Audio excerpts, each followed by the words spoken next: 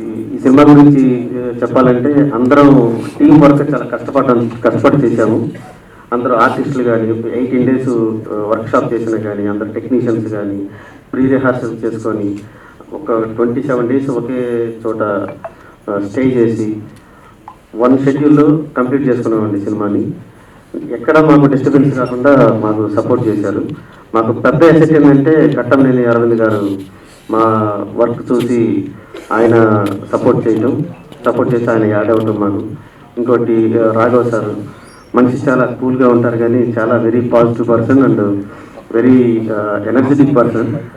And Rambabu గారు, వీళ్ళు ముగ్గురు నాకు చాలా సపోర్ట్ ఇచ్చారండి. అనుకున్నట్టు తీయడానికి, వీళ్ళందరూ అనుకున్నట్టు తీశారని చెప్పడానికి చెప్తున్నారంటే వాళ్ళు ముగ్గురే కారణం. ప్రతి చాలా సపోర్ట్ ఉండి నిలబడ్డారు. అందులో technicians, music and editing and fights అయితే చాలా బాగా చేశాడు. కొత్త కుర్రాడు చాలా డే అండ్ నైట్లు ఉండి రిహార్సల్ చేయించుకొని ఒకవేళ అవుట్పుట్ వాళ్ళు ఆర్టిస్టులు కొంచెం స్టైల్ అవుతున్నారంటే మళ్ళీ రెస్ట్ ఇచ్చి మళ్ళీ వాళ్ళకి మళ్ళీ ట్రైన్ చేసి చాలా బాగా సపోర్ట్ చేశాడు. ఇండియాలో కంప్లీట్ అయింది అంటే because of you Akhil. Thank you so much. And Premraj sir, నేను ఏది చేసినా నా పర్సనల్ లైఫ్లో కానీ సినిమా లైఫ్లో కానీ నా ఫస్ట్ గుర్తొచ్చే వ్యక్తి Premraj sir. Thank you sir, ఈ సపోర్ట్ ఉంటుంది మీకు సార్. అండ్ ఈ సినిమా ఇంత బాగా రావడానికి కారణమైన యాంటాగనిస్ట్ రణధీర్, నీ ఎఫర్ట్ మర్చిపోలేము రణధీర్, చాలా బాగా చేశావు.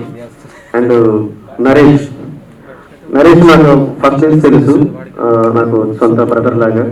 తను ఎంత కష్టపడతాడంటే ఒక క్యారెక్టర్ చెప్పిన తర్వాత దాని గురించి డిస్కస్ చేస్తాడు, దాని గురించి ఆలోచిస్తూ ఉంటాడు, అంత ఎఫర్ట్ పెడతాడు. Thank you Naresh.